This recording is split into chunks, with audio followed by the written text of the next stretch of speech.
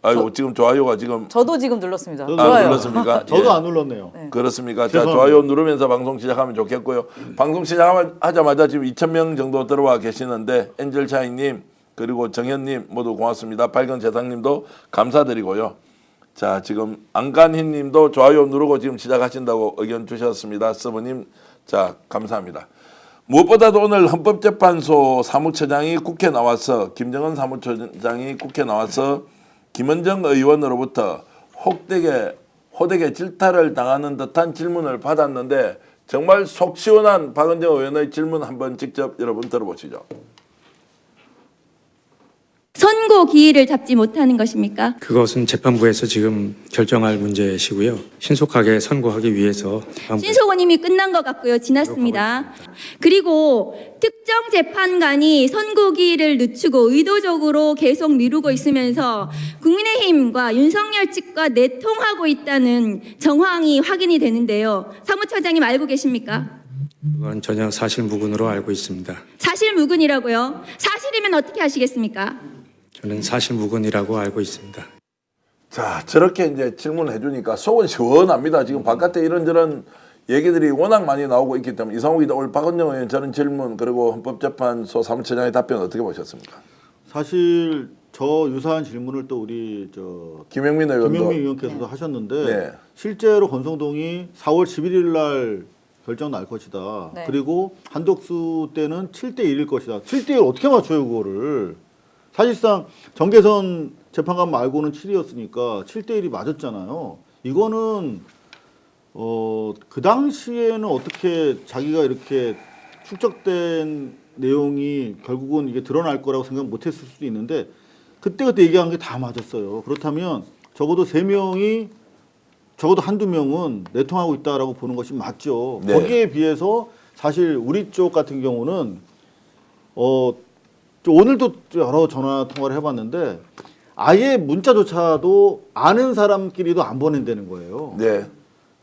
그만큼 이제 원칙을 지키기 위해서 하는 것인데 그러다 보니까 저런 권성동이라든가 국힘당 지도부의 저런 언론 공략 프레임이 먹히고 있는 것이 아닌가. 내통하고 있다고 보는 사람이 많은데 어떻습니까 지금? 윤상현 의원 발언, 권성동 의원 발언 속에서 7대 1을 맞췄지 않습니까? 예. 이런 부분에 대해서 저런 추측은 가능하다. 예. 그럼에도 불구하고 저희들이 이제 갖고 있는 증거가 없지 않습니까? 그렇죠. 그런 상황이어서 매우 답답한 이런 실정이라고 볼 수가 있겠고요.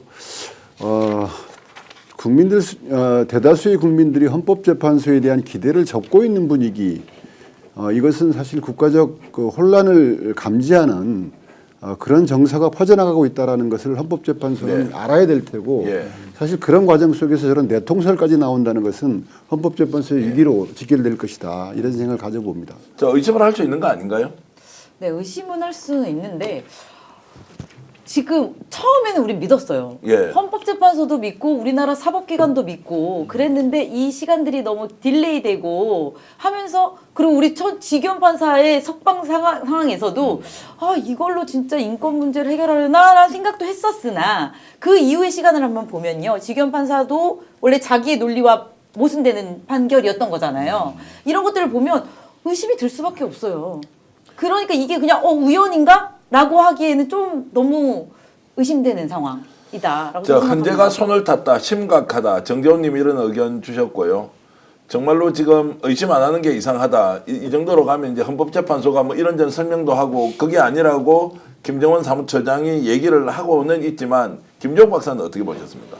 저는 기본적으로 헌재는 이미 정치적으로 오염이 됐다. 이유는 3월 26일 이재명 당대표의 재판 2심 판결이 나고 난 다음에 지금까지 판정을 안 내는 상황이기 때문에 이걸 고려했다는 거 아니겠습니까? 그렇다면 헌법재판소, 헌법재판관은 헌법재판소법에 의해서 헌법과 법률에 의해서 양심에 따라 판단하게 돼 있습니다. 정치적 고려를 하지 말라고 돼 있어요. 기본적으로. 네. 근데 여러 가지 정황 자체가 정치적인 판단들을 계속 가미하고 있는 것 같다. 그럼 네. 정치적 판단의 핵심도 뭐냐? 제가 볼 때 국민 여론이거든요. 그렇게 따지면. 근데 오늘 그 여론조사 꽃에서 나온 내용에 의하면 빨리 선고해라는 여론이 80%가 넘는 상황입니다. 그러니까 국민들은 뭐냐면 이게 오늘 김종원 사무처장 말대로 이게 신중하게 검토해야 될 만큼의 상황에 지금까지 올 만한 상황이야? 내가 봐도 다 알겠는데 어떻게 이런 대통령이란 자를 다시 직책에 돌릴 수가 있어라고 하는 판단들이 좀 국민의 다수의 판단이고, 이 문제는 그냥 헌법재판관 같이 30년 동안 판사 안 하시고 뛰어나지 않으셔도 충분히 알 수 있는 상황인데 이렇게까지 끌고 오는 이유 중에 하나는 정치적 고려밖에 없는 거 아니냐. 법리적으로 뻔한 건데. 근데 사실은 헌법재판소는 정치적 사법기관이긴 해요. 그러니까 완전 지법법관으로 물론 구성되어 있지만 헌법소의 최후 보루이고 어느 정도 정치적인 의견을 가미한다. 그래서 정치적 사법기관인 건 맞는데, 중요한 건 아까 우리 기자님께서 말씀하셨던 것처럼 정치적 사법기관에 어떤 정치적이어야 되느냐? 헌법 수호, 헌법 질서 수호, 국민의 의견을 들어야 되는 것이 맞는데, 지금 헌법재판소의 이런 행보는 국민의 눈치를 보는 게 아니라 일정 당이나 자기를 임명한 그 세력에 대한 지지를 하고 있는 것이 아닌가, 그거에 눈치를 보고 있는 것이 아닌가, 이런 것들 때문에 문제다라고 저는 생각합니다. 정확하게 말씀하셨는데 거기서 정치적인 사법기관이라고 할 때 그 정치라는 것은 바로 이제 헌법 수호라고 하는 그렇죠. 관점을 말하는 것인데, 이제 지금 보면은 진영 재판 그리고 인용 재판을 하고 있는 것이 아니냐는 의심이 충분히 들잖아요. 이럴 때는 우리가 의심이 든다가 아니라 적극적으로 의심해서 대응을 선제적으로 맞습니다. 하는 것이 맞다는 것이고, 또 하나 저는 주말 내내 복귀를 하면서 네.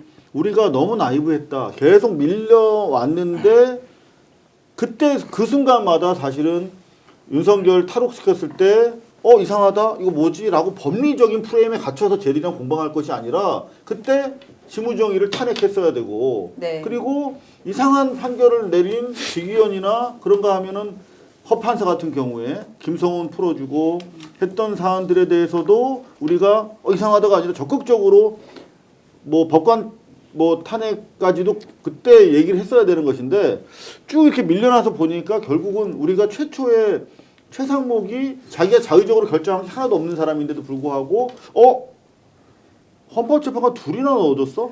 맞아요. 그것부터가 저들의 공작의 시작이 아니었는가. 스픽스가 말하는 언론입니다. 대세는 유튜브, 그중에서 스픽스. 좋아요, 댓글, 구독, 알림 설정. 여러분이 저희를 사랑해 주시고 우리가 여러분을 사랑하는 4가지 방법입니다.